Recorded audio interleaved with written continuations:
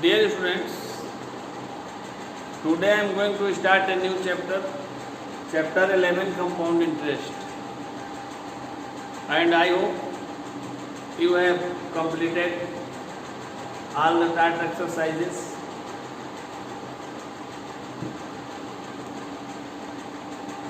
Compound interest is just like a simple interest.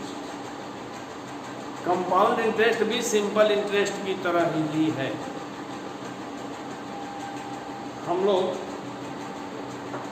एक easy example के through पहले समझें एक क्वेश्चन को. जैसे सपोज करिए कि आप किसी बैंक से 10 रुपीज लेते हैं 10%. उसका रेट ऑफ इंटरेस्ट है 10%, मतलब 100 रुपया लेते हैं तो एक साल में 10 रुपया उसका ब्याज देते हैं. और आप उस 100 रुपये को 2 साल के लिए लेते हैं तो 100 रुपया आपने 2 वर्ष के लिए लिया, 2 ईयर्स के लिया, तो पहले ईयर में आपको 10 रुपीज़ देना पड़ा इंटरेस्ट, और फिर नेक्स्ट ईयर में 10 रुपीज़ देना पड़ा आपको टोटल बैंक को रिफंड करना पड़ा 120 रुपीज़. ये सिंपल रेट ऑफ इंटरेस्ट है. और अगर इसी को कंपाउंड कर दें तो आफ्टर 1 ईयर जो रेट ऑफ इंटरेस्ट रहेगा, पर एनम रहे, पर हाफ ईयरली रहे या क्वार्टरली रहे, तो अगर पर एनम है, ईयरली है, तो 1 ईयर के बाद जो उसका इंटरेस्ट है वो भी प्रिंसिपल बन जाता है, उसके प्रिंसिपल में ऐड हो जाता है. जैसे आपने 100 रुपये 2 ईयर्स के लिए लिया तो 10 रुपये जो इंटरेस्ट हुआ फर्स्ट ईयर का वो अब प्रिंसिपल में ऐड हो जाएगा, 110 हो जाएगा, और उस पर नेक्स्ट ईयर के लिए आपसे इंटरेस्ट लिया जाएगा तो 11 रुपीज़ लिया जाएगा. तो आफ्टर 2 ईयर्स कंपाउंड इंटरेस्ट के थ्रू आप 121 रुपया देंगे. अगर आपने कंपाउंड इंटरेस्ट पे लिया है तो आप 121 देंगे, और अगर सिंपल इंटरेस्ट पे लिया है तो आप 120 देंगे. और सिंपल इंटरेस्ट का फार्मूला जानते हैं, SI = P × R × T/100. तो कंपाउंड इंटरेस्ट को लगाने का 2 मेथड है, एक विदाउट यूजिंग फार्मूला और एक यूजिंग फार्मूला. कंपाउंड इंटरेस्ट का एक फार्मूला भी है, लेकिन हम लोग एक्सरसाइज 11A में विदाउट यूजिंग फार्मूला हम लोग क्वेश्चन को सॉल्व करेंगे.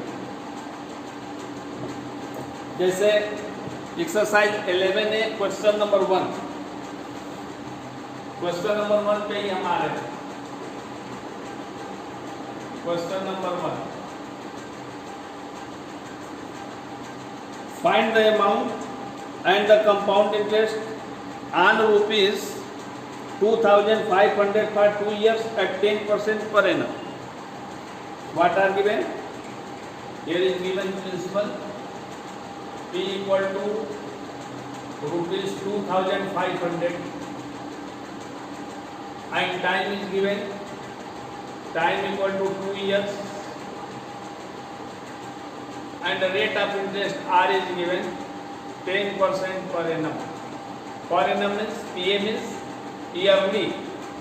ये आपको विशेष रूप से चेक करना है, ये पर एनम है या हाफ ईयरली है, तो इसको ध्यान देके ही आप क्वेश्चन को लगाएंगे, अदरवाइज गलत होने का चांस ज़्यादा रहेगा अगर आप केयरफुल नहीं रहेंगे. तो हम लोग लिखेंगे SI for first year, SI for the first year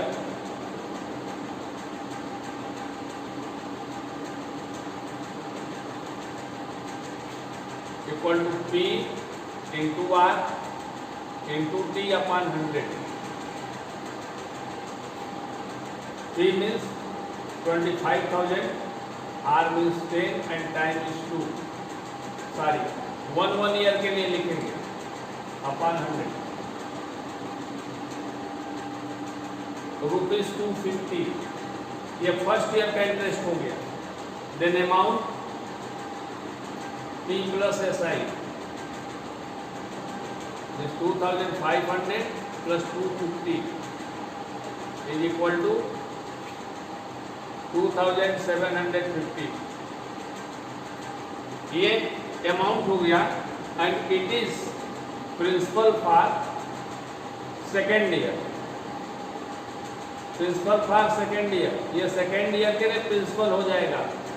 ये जो फर्स्ट ईयर का अमाउंट है इंटरेस्ट के साथ, जैसा मैं अभी आपको बताया था कि 1 ईयर के बाद उसका इंटरेस्ट भी प्रिंसिपल में ऐड होके नेक्स्ट ईयर के लिए क्या हो जाएगा, वो प्रिंसिपल बन जाएगा। सो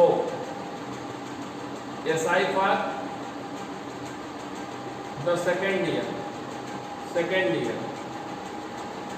फार्मूला से P into R into T upon 100 and it is equal to 2750 into 10 into 1 time 1 year लेंगे, यहाँ 1 upon 100, so interest will be rupees 275. so amount P plus SI, P कितना है 2750 प्लस 275 रुपीज 5 एंड 7 5 12 2790 3025 पे amount हो गया। और अगर compound interest निकालेंगे, CI निकालेंगे, तो अमाउंट माइनस प्रिंसिपल, अमाउंट कितना हुआ टोटल हम लोग का 3025 और प्रिंसिपल इसका कितना है 2500। तो 5 2 and 10 minus 5 525, ये कंपाउंड इंटरेस्ट हुआ। तो इस क्वेश्चन को आप ऐसे लगाएंगे और आई थिंक कि आपको उसमें कोई प्रॉब्लम नहीं है। बस जो टाइम दिया है उसको 1 ईयर करेंगे। अगर 4 ईयर दिया है तो 1 year means first year, second year, third year and fourth year. और सबको जैसे मैंने किया है वैसे करते चलेंगे। फर्स्ट ईयर का इंटरेस्ट, सेकेंड ईयर यहाँ अमाउंट प्रिंसिपल में ऐड करके ये निकाल लेंगे अमाउंट, और ये अमाउंट जो होगा नेक्स्ट ईयर के लिए प्रिंसिपल हो जाएगा। फिर ये जैसे अगर थर्ड ईयर का निकालना होता तो इसको हम लोग ये थर्ड ईयर के लिए प्रिंसिपल हो जाएगा। फिर इसके बाद जो अमाउंट आएगा वो फोर्थ ईयर के लिए प्रिंसिपल हो जाएगा। जो अमाउंट को किसी ईयर के एंड में आएगा वही नेक्स्ट ईयर के लिए प्रिंसिपल हो जाएगा। So check one more question.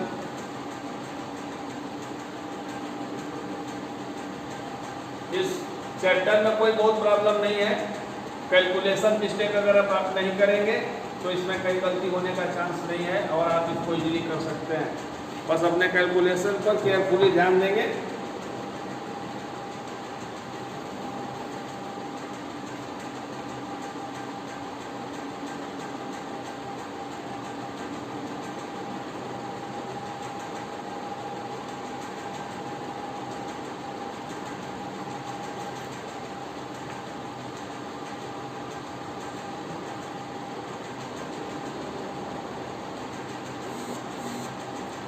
Yes sir, question number 8। Question number 8,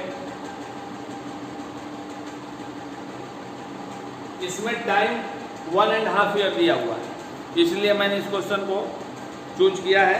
बाकी क्वेश्चन तो आप कर सकते हैं, कोई दिक्कत है नहीं। Michael borrowed rupees 16,000 from A finance company at 10% per annum, compounded half yearly. यहाँ देखिए कंपाउंडेड हाफ ईयरली लिखा हुआ है, मीन्स जो ये रेट ऑफ इंटरेस्ट है ए हाफ ईयर हो जाएगा। What amount of money will discharge his डेब्ट आफ्टर वन होल 1.2 ईयर्स।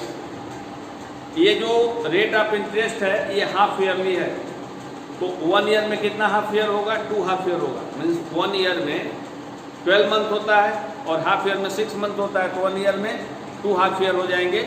और 1 ईयर एंड हाफ ईयर दिया हुआ है, 1.5 ईयर दिया हुआ है, तो इसका मतलब इसमें 3 हाफ ईयरली हो जाएगा। So year principal equal to rupees 16,000 and rate of interest equal to 10% per annum. इसको हम लोग चेंज कर लेंगे, इसको लिखेंगे 5% पर हाफ एनम। हाफ एनम 10% अगर ईयरली है तो 5% हाफ ईयरली हो जाएगा। And time equal to T equal to 1/2 years, या इसी को हम लोग लिख सकते हैं 3 हाफ ईयर्स। 3 half years. अब इसको हम लोग सॉल्व करेंगे। Then SI for first half year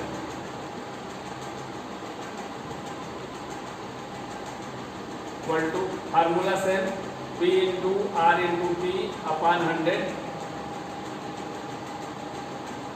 16,000 into 5 into 1 upon 100। It will be ₹800. Then amount equal to P plus SI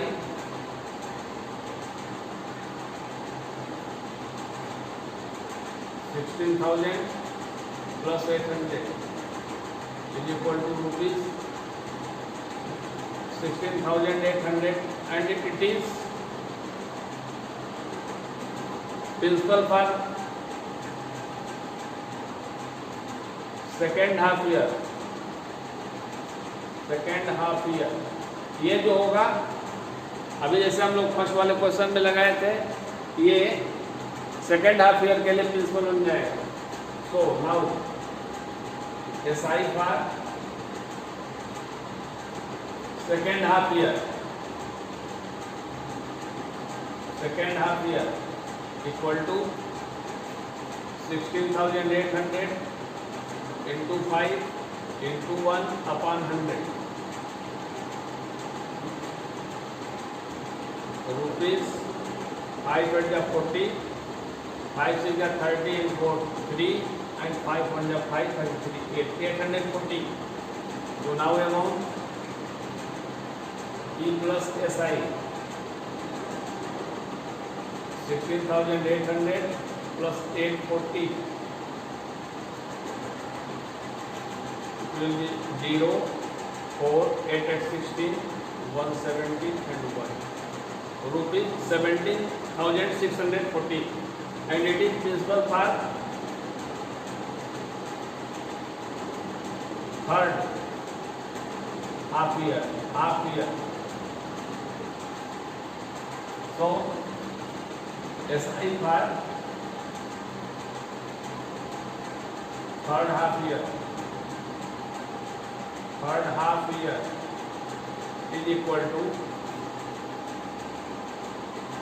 17,640 into 5 into 1 upon 100। 5 2 10, 2 8 16, 2 8 16, 2 rupees 882। Now amount P plus SI equal to 7,640 plus 882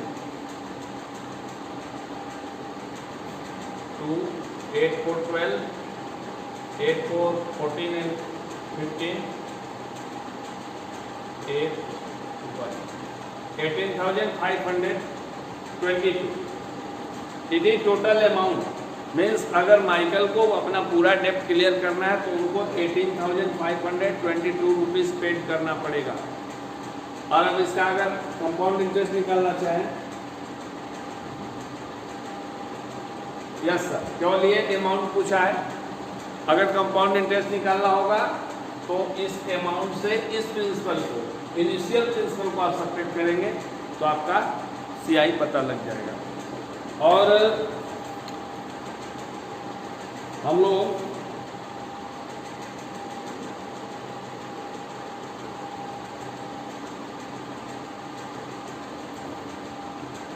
इसके फार्मूले पर थोड़ा सा discuss करेंगे, लेकिन आप इस बात का ध्यान रखेंगे कि जब आपसे पूछा जाएगा विदाउट यूजिंग फार्मूला तो इस मेथड से करेंगे, और जब कहा जाएगा बाय यूजिंग फार्मूला या कुछ भी ऑप्शन नहीं दिया गया है तो आप फार्मूले का यूज कर सकते हैं। लेकिन अगर लिखा हुआ है बाय यूजिंग फार्मूला और विदाउट यूजिंग फार्मूला अगर लिखा हुआ है और अगर आप फार्मूले का यूज करते हैं तो आपका नंबर डिडक्ट हो जाएगा, आपको नंबर नहीं दिया जाएगा। सो एकदम क्लियर रहेंगे आप कि विदाउट यूजिंग फार्मूला अगर कहा जाएगा तो आप विदाउट यूजिंग फार्मूला एक क्वेश्चन सॉल्व करेंगे। Look here formula for compound interest.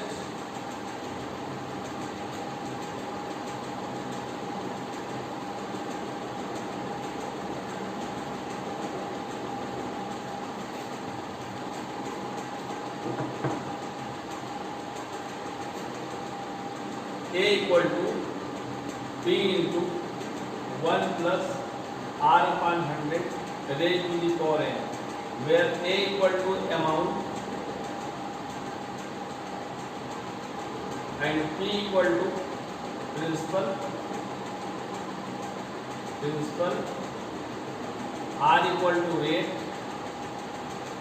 and n equal to time, where n equal to time। इस फार्मूले का अगर आप यूज करेंगे तो आपको अमाउंट निकल जाएगा, और अगर आपको CI निकालना होगा, CI अगर निकालना होगा तो A माइनस P कर देंगे, अमाउंट माइनस प्रिंसिपल कर देंगे तो हो जाएगा। या एक फार्मूला और है डायरेक्ट CI निकालने के लिए, CI equal to P into 1 plus R upon 100 raise to the power n minus 1। अगर इस फार्मूले का यूज करेंगे तो आप डायरेक्ट जो है निकाल सकते हैं कंपाउंड इंटरेस्ट, या इससे भी निकाल सकते हैं, आप जो चीज समझे। एक क्वेश्चन मैं आपको बताता हूँ इस फार्मूले का।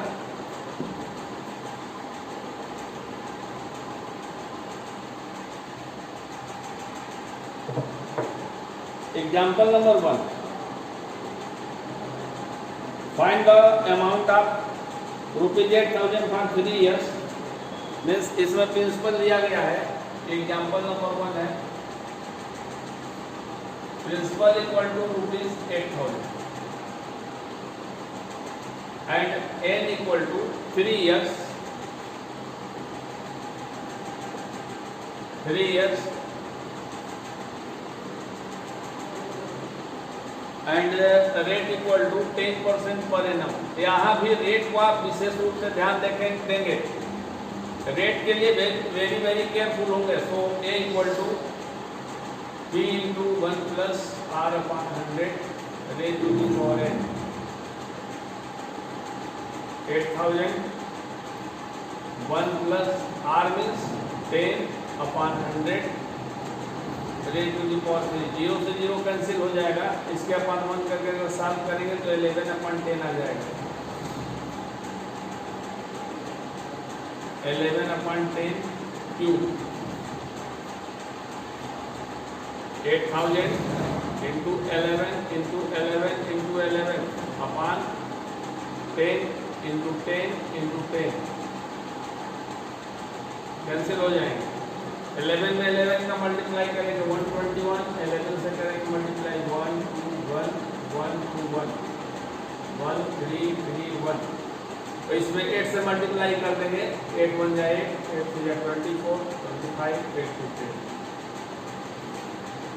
ये हो गया ₹10,548। ये अमाउंट हो गया।